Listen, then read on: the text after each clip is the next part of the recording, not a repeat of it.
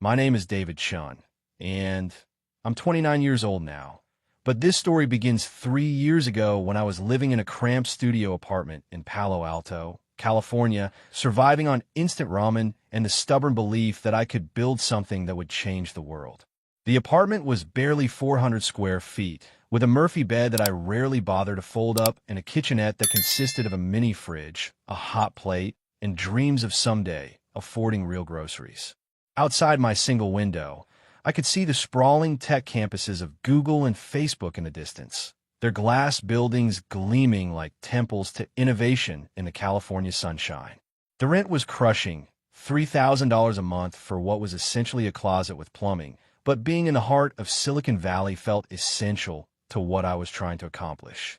Every morning, I'd walk past the headquarters of companies that had started exactly like mine. Two guys in a garage with an idea and enough caffeine to power a small city.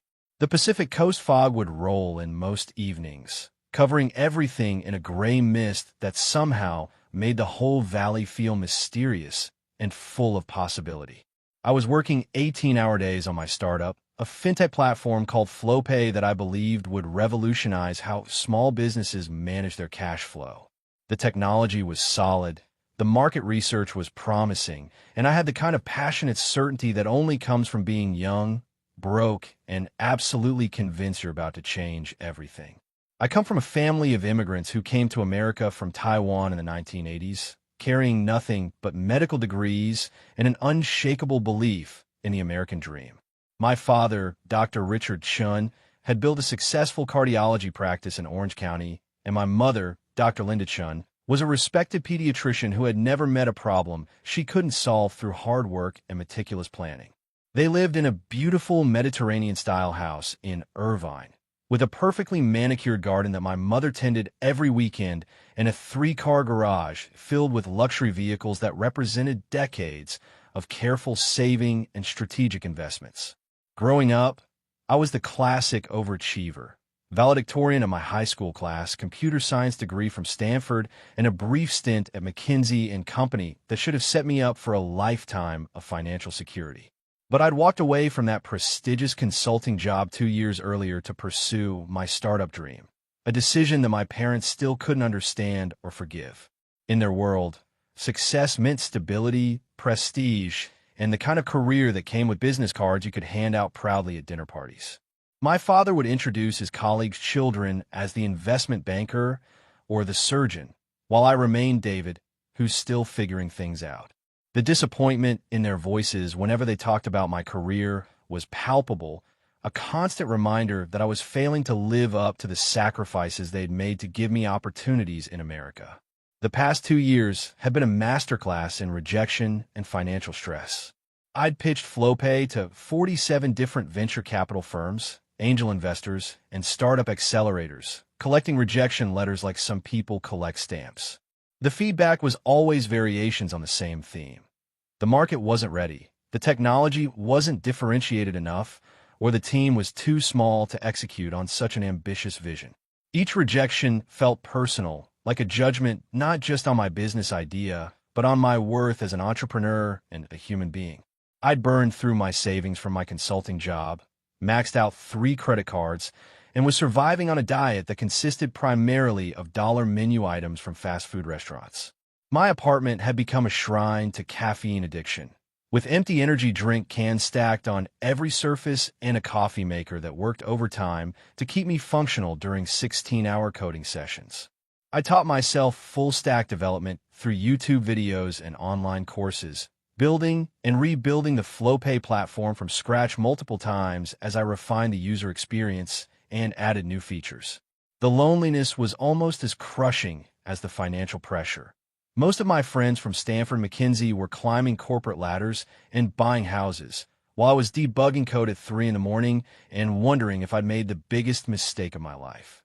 The California dream that had seemed so achievable from the outside was revealing itself to be a brutal test of endurance, where success went to whoever could survive the longest on the thinnest margins of hope and resources.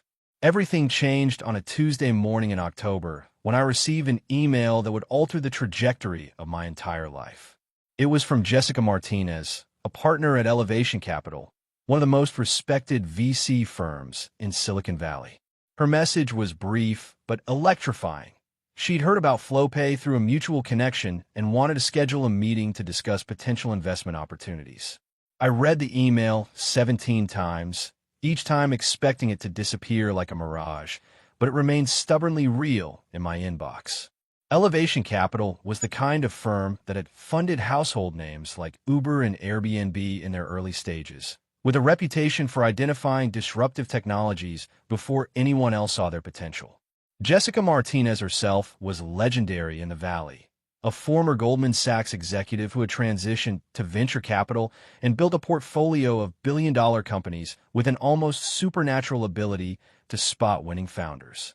I spent the next 3 days preparing for the meeting with the intensity of someone studying for the bar exam.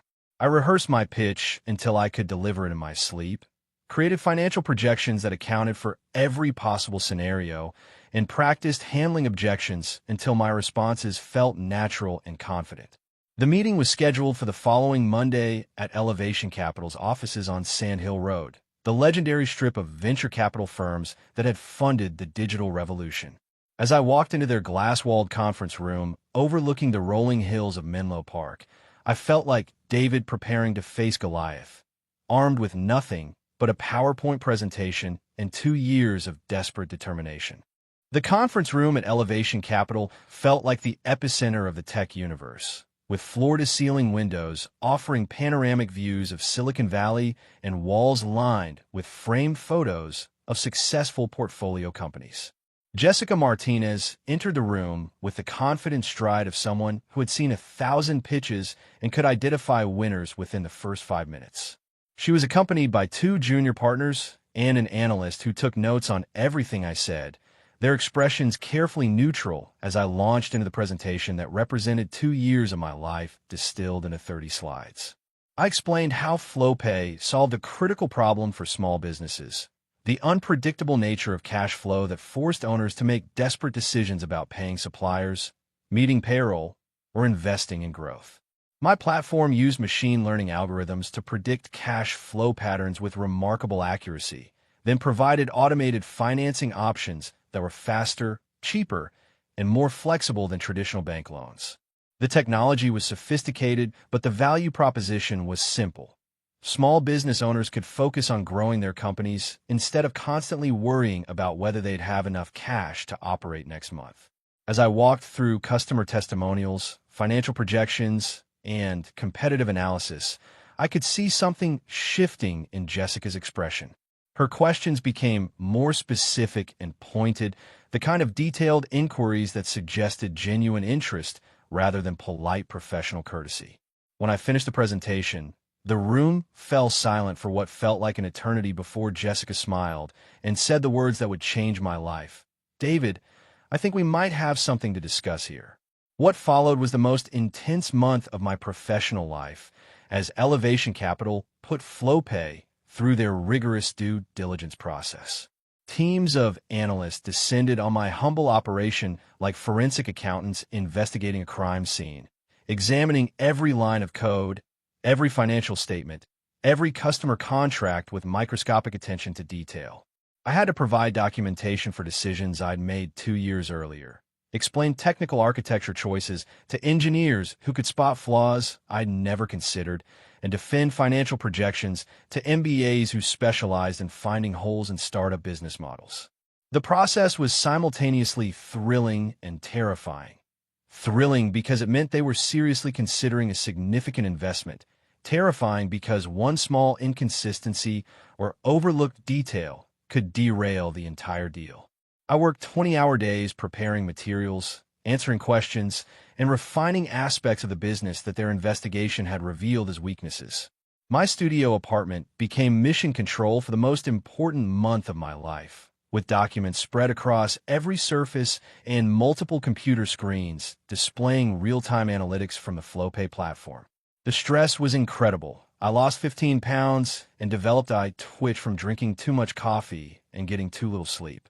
But I also felt more alive than I had in years, energized by the possibility that my crazy dream might actually become reality.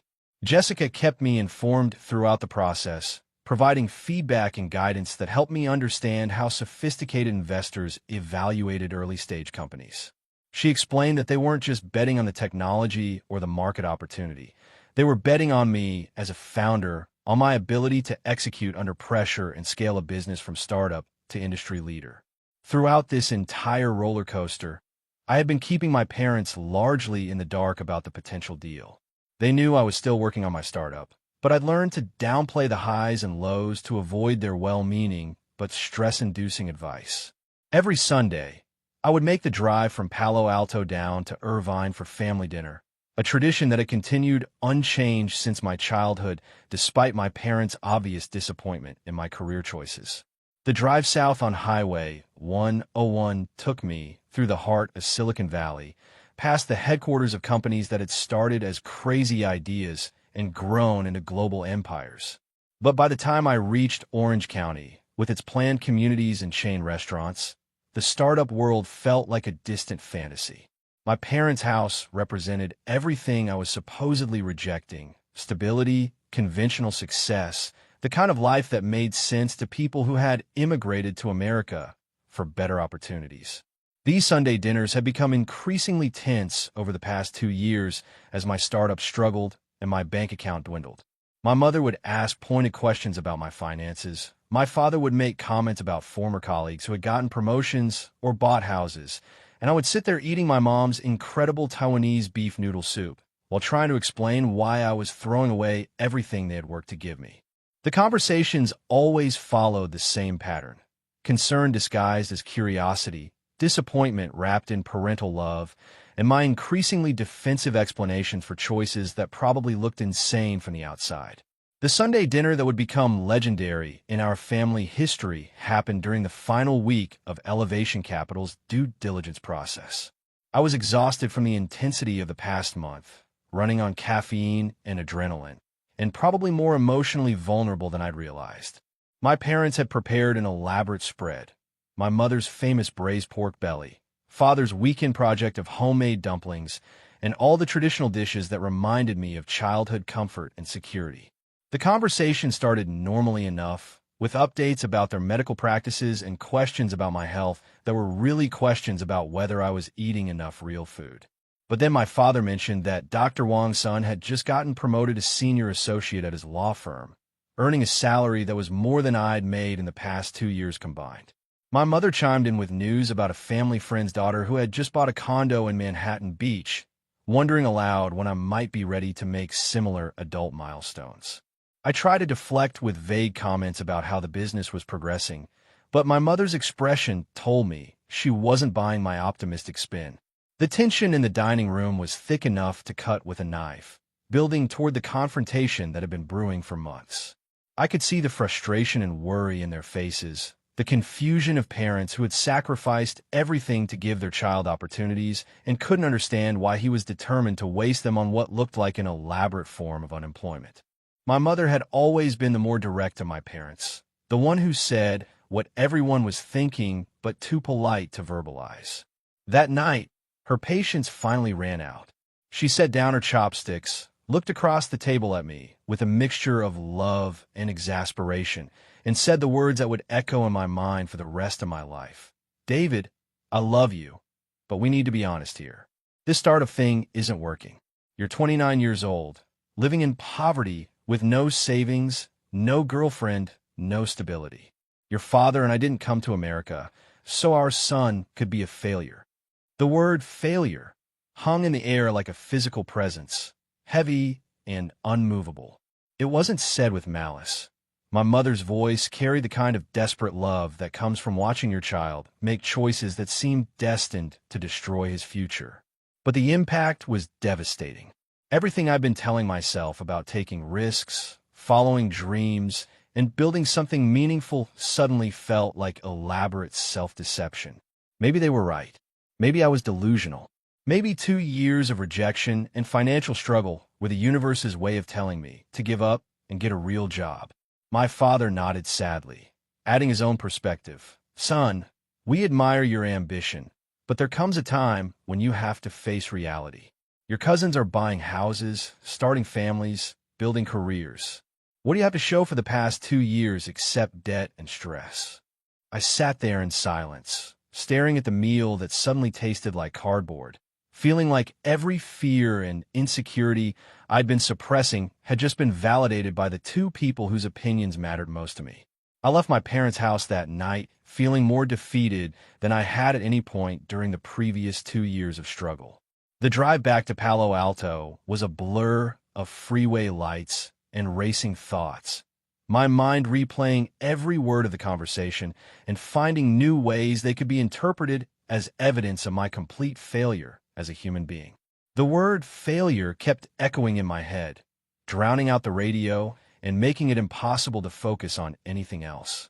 When I finally reached my studio apartment, the space that had felt like mission control for my entrepreneurial dreams suddenly looked pathetic. A grown man playing house with furniture from IKEA and dreams from childhood. I sat on my Murphy bed, surrounded by the detritus of startup life, and seriously considered calling Jessica Martinez the next morning to withdraw from the deal. Maybe my parents were right. Maybe I was delusional. Maybe the smartest thing I could do was cut my losses, get a real job, and start living like a responsible adult. I spent most of the night staring at the ceiling, alternating between crushing self-doubt and stubborn determination. Part of me wanted to prove my parents wrong, but a larger part of me was terrified that they might be right. The due diligence process had revealed aspects of my business that needed work, and even if Elevation Capital did offer me a deal, there was no guarantee that FlowPay would succeed in the brutal competitive landscape of Silicon Valley. I thought about all the startups that had raised funding only to fail spectacularly, leaving their founders with nothing but cautionary tales and damaged reputations. Maybe failure was the most likely outcome, and my parents were just the first people honest enough to say it out loud. I woke up the next morning to my phone buzzing with a text message that would change everything. It was from Jessica Martinez, asking if I could come to Elevation Capital's offices at 10 a.m. for what she called an important conversation about FlowPay's future. The message was deliberately vague, giving no hint about whether this was good news or bad news, but the timing felt significant. I showered, put on my best shirt, which wasn't saying much given my limited wardrobe, and made the drive to Sandhill Road with my mother's word from the night before still ringing in my ears. The Elevation Capital offices looked different that morning, less intimidating and more like a place where serious business happened between serious people. Jessica greeted me with a smile that I tried to interpret for signs of optimism or disappointment, but her poker face was impenetrable. We walked to the same conference room where I'd given my initial pitch, but this time it was just the two of us, creating an intimate atmosphere that felt both encouraging and nerve-wracking. She offered me coffee, which I accepted despite already having consumed enough caffeine to power a small aircraft, and settled in her chair with a folder that presumably contained my startup's fate. The morning light streaming through the windows illuminated dust motes floating in the air, and I found myself focusing on those tiny particles instead of Jessica's face as she opened the folder and began to speak. Whatever she was about to say would either validate 2 years of struggle or confirm my parents' assessment that I was a failure who needed to face reality. Jessica Martinez looked across the conference table with the expression of someone who was about to deliver news that would fundamentally alter the trajectory of a human life. She opened the folder in front of her, glanced at a document I couldn't read from my angle, and then looked directly into my eyes. "David," she said, "after extensive due diligence and internal discussions, Elevation Capital would like to offer FlowPay a series of funding round of $7 million. The words hit me like a physical force, and for a moment, I genuinely wondered if I was hallucinating. $7 million. The number was so far beyond what I had dared to hope for that my brain couldn't process it immediately. Jessica continued explaining the terms. Elevation Capital would take a 30% equity stake. I would retain control as CEO, and they would provide not just funding, but access to their network of advisors, potential customers, and follow-on investors. She talked about their vision for FlowPay's growth trajectory, their confidence in my ability to scale the business, and their excitement about disrupting the small business lending market. But I was still stuck on those first words, $7 million. It was more money than my parents had made in some years of their medical practice, more than I had ever imagined having access to, and enough to validate every crazy decision I'd made over the past 2 years. As Jessica walked through the specifics of the deal structure, I found myself thinking about the conversation with my parents the night before, about the word failure that had kept me awake, about the crushing weight of disappointing the people who loved me most. The rest of the meeting passed in a surreal haze as Jessica outlined the next steps in closing the deal. There would be legal documentation to review, final terms to negotiate, and a formal signing ceremony scheduled for the following week. She mentioned that they were excited to announce the deal to the tech press that would likely generate significant interest given FlowPay's innovative approach to small business lending. I nodded and asked what I hoped were intelligent questions, but internally I was reeling from the magnitude of what had just happened. 2 years of rejection, financial stress, and crushing self-doubt had just been erased by a single conversation. The woman across from me was offering to bet $7 million on my vision, my technology, and my ability to build something meaningful. As we shook hands and scheduled follow-up meetings, I felt like I was floating somewhere above my body, watching this incredible moment happen to someone else. Jessica walked me to the elevator with the kind of warm professionalism that suggested she genuinely believed in what we were building together. As the elevator descended toward the parking garage, I caught a glimpse of my reflection in the polished steel doors. I looked exactly the same as I had an hour earlier, but everything about my life had fundamentally changed. The drive back to Palo Alto felt like traveling through a different universe, one where my crazy startup dream had somehow transformed into reality. I kept expecting to wake up to discover that the entire morning had been an elaborate stress-induced hallucination brought on by too much caffeine and too little sleep. I sat in my studio apartment for 3 hours after returning from Elevation Capital, staring at my phone and trying to work up the courage to call my parents. The words from dinner the night before, failure, no stability, face reality, felt like they belonged to a different lifetime now, but they also made this moment more significant than it would have been otherwise. I wanted to savor the victory, to fully appreciate the incredible reversal of fortune that had occurred in less than 24 hours. But I also knew that my parents deserved to hear this news immediately, that their worry and disappointment had been genuine expressions of love, even if they had been devastating to hear. Finally, around 3 o'clock in the afternoon, I dialed my mother's cell phone. She answered on the second ring with the slightly concerned tone she'd been using whenever I called since our conversation the night before. "David, is everything okay?" I could hear the background noise of her medical office, the familiar sounds of a busy pediatric practice that represented everything stable and successful about her life. I took a deep breath and said, "Mom, I have something to tell you. I just signed a $7 million deal for my startup." The silence on the other end of the phone stretched so long that I wondered if the call had been dropped. When she finally spoke, her voice was barely above a whisper. "David, what did you just say?" I repeated the news, providing more details about Elevation Capital, the funding amount, and what it meant for FlowPay's future. I could hear her calling to my father, asking him to pick up the other line, and then both of them were on the call, asking questions and seeking clarification as if they couldn't quite believe what they were hearing. The conversation with my parents lasted over an hour, with both of them asking detailed questions about the deal structure, the investors, and my plans for using the funding. I could hear the disbelief in their voices gradually transforming into something else, pride, excitement, and maybe a little bit of awe at the magnitude of what had just happened. My father, who had spent years making careful investments and building wealth through traditional means, was fascinated by the mechanics of venture capital funding. My mother, who had always been the more emotional of the two, kept apologizing for the things she'd said the night before. "I was just so worried about you," she explained, her voice thick with emotion. "We could see how hard you were struggling, and we didn't want you to waste your life chasing something impossible. But this, David, this is incredible." The irony wasn't lost on any of us. Less than 24 hours after calling me a failure, my parents were now trying to understand how their son had become the recipient of the largest investment in our family's history. They started making plans to drive up to the Bay Area for the formal signing ceremony, talking about wanting to meet Jessica Martinez and see the offices where their son had just secured his future. The conversation ended with both of them expressing pride and love, and my mother promising to cook a special celebration dinner for the following Sunday.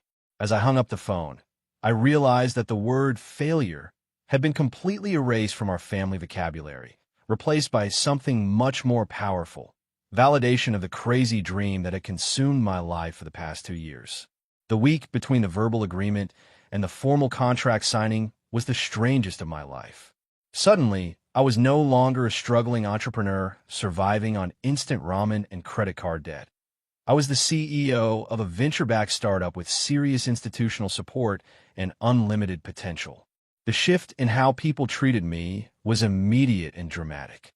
Other entrepreneurs who had previously ignored my emails were suddenly responding within hours, eager to grab coffee and discuss potential partnerships. Local tech publications wanted to interview me about FlowPay's innovative approach to small business lending. My landlord, who had been sending increasingly stern notices about late rent payments, was suddenly all smiles when I mentioned that I'd be moving to a proper apartment soon. But the most significant change was internal. The constant anxiety that had been my companion for 2 years was replaced by a sense of possibility that felt almost intoxicating. I started making plans that extended beyond mere survival: hiring employees, expanding the product offering, maybe even taking a vacation for the first time since leaving McKinsey. I walked through Palo Alto with a different posture, no longer the broke founder haunting coffee shops with his laptop, but a legitimate player in the Silicon Valley ecosystem. The Murphy bed that had seemed so pathetic just a week earlier now felt like a charming reminder of humble beginnings, a story I'd someday tell about the early days when everything seemed impossible. Even my studio apartment, cramped and poorly furnished as it was, had been transformed by success into something romantic. The place where I'd built a $7 million company with nothing but determination and Wi-Fi. The formal signing ceremony took place on a Friday morning at Elevation Capital's offices, with both of my parents in attendance, along with Jessica Martinez's team and the lawyers who had spent the past week hammering out the final contract details. My parents had driven up from Orange County the night before, staying at a hotel in Menlo Park and treating the occasion like a combination of graduation day and wedding celebration. My mother had brought her good camera and was documenting everything with the enthusiasm of a tourist visiting a foreign country. My father, dressed in his best suit, kept asking questions about the venture capital process and taking mental notes as if he were considering a career change. The conference room, where everything had started, looked different now, less intimidating and more like the birthplace of something significant. Jessica Martinez presided over the ceremony with the grace of someone who had done this many times before, but still appreciated the magnitude of the moment for everyone involved. She gave a brief speech about Elevation Capital's excitement, about FlowPay's potential, and their confidence in my ability to build something transformative in the small business lending space. The actual signing was anticlimactic, just signatures on multiple copies of legal documents that I had reviewed so many times I could recite them from memory. But when Jessica handed me the final signed copy of the agreement, the weight of the paper felt symbolic of everything that had changed in my life. The handshakes and congratulations that followed were warm and genuine, but all I could think about was how different this moment felt from the crushing despair I'd experienced just 1 week earlier. After the formal signing, Jessica had arranged for a celebration lunch at a high-end restaurant in downtown Palo Alto, the kind of place I'd walked past hundreds of times, but never imagined I'd be able to afford. The meal was surreal, my parents sitting across from venture capitalists, discussing market opportunities and growth strategies as if this was a normal Tuesday instead of the most significant day in our family's history. I found myself studying my mother's face throughout the lunch, remembering her words from just 1 week earlier and marveling at how quickly circumstances can transform seemingly immutable truths. The woman who had called me a failure was now beaming with pride, asking Jessica detailed questions about the startup ecosystem and taking notes as if she were planning to become an angel investor herself. My father, never one for dramatic displays of emotion, kept finding subtle ways to express his amazement at what had transpired. He mentioned to Jessica how proud he was of my persistence, how impressed he was by my technical skills, and how excited he was to see what FlowPay would become with proper funding and support. During a quiet moment between courses, my mother leaned over and whispered, "David, I'm sorry about what I said last Sunday. I was wrong, and I'm so proud of what you've accomplished." The apology was unnecessary. I understood that her harsh words had come from love and concern, but hearing it felt like the final piece of validation I hadn't realized I needed. The meal ended with plans for regular updates about FlowPay's progress and promises that my parents would be involved in celebrating every future milestone. The weeks following the deal signing passed in a whirlwind of activity that made my previous 2 years of struggle seem like preparation for this moment. I moved from my studio apartment to a proper one-bedroom place in downtown Palo Alto, hired my first 3 employees, and began the complex process of scaling a business from a one-person operation to a legitimate company. The $7 million in funding felt simultaneously enormous and surprisingly finite. Every hire, every marketing expense, every technology investment required careful consideration and strategic planning. But the psychological impact of the funding was even more significant than the financial resources. I was no longer a desperate entrepreneur hoping for a break. I was a CEO with institutional backing and the credibility that came with Elevation Capital's endorsement. Other investors began reaching out about potential follow-on funding rounds. Customers who had previously ignored my emails suddenly wanted demonstrations, and industry publications started covering FlowPay as an emerging player in the fintech space. The transformation was so dramatic that I sometimes wondered if I was living someone else's life.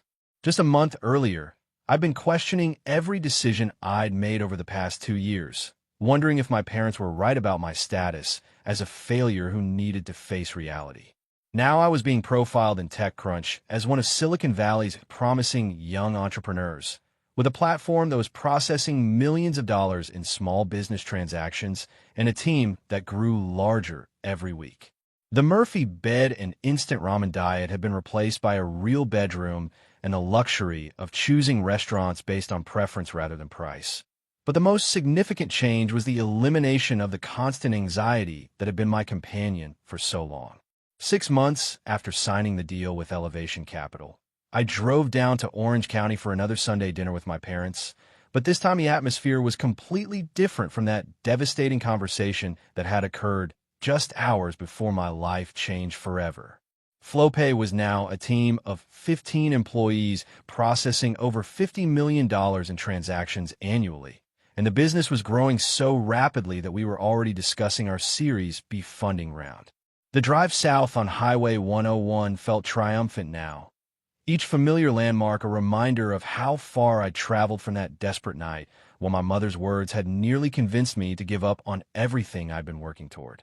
My parents' house looked exactly the same, but my relationship with that space had been fundamentally altered by success and validation. The dining room where I'd felt like such a failure was now the site of celebration dinners where my parents proudly updated their friends about their entrepreneur son who was disrupting the financial industry. The conversation over my mother's beef noodle soup covered territory that would have been unimaginable a year earlier. Potential IPO timelines, expansion into international markets, and my plans for using technology to democratize access to capital for small businesses. My mother, who had once worried about my financial stability, was now asking sophisticated questions about burn rates and customer acquisition costs. My father, who had questioned my decision to leave consulting, was now introducing me to his colleagues as my son, the CEO, with a pride that made everything I'd endured worthwhile. As we finished dinner that evening, my mother brought up the conversation from months earlier, the one where she'd called me a failure. "You know," she said, "sometimes parents say things because they're scared, not because they're true. I'm sorry it took me so long to understand what you were building." I told her that her words, as painful as they had been to hear, had arrived at exactly the right moment, just when I needed the motivation to prove that everything I'd sacrificed had been worth it. The timing had been perfect, even if it hadn't felt that way at the time. If you stayed with me through this entire journey from that devastating family dinner to the moment my startup dream became reality, then you understand that sometimes our darkest moments arrive just before our greatest breakthroughs, and the people who doubt us most can become the fuel for our most extraordinary achievements. The word failure that had crushed my spirit for one terrible night became the catalyst that drove me to prove everyone wrong, including myself. If this story of persistence, family dynamics, and entrepreneurial triumph resonated with you, I'd be grateful if you'd hit that like button. And if you've made it all the way to the end with me, leave a comment saying the failure became the fortune. So I know you witnessed this complete transformation from rock bottom to seven-figure success. There are more stories of entrepreneurs who turned their lowest moments into their greatest victories. More journeys from doubt to triumph that prove anything is possible when you refuse to give up. Subscribe if you want to continue exploring these tales of resilience and success. And I'll see you in the next story of someone who transformed pain into profit and proved that timing really is everything.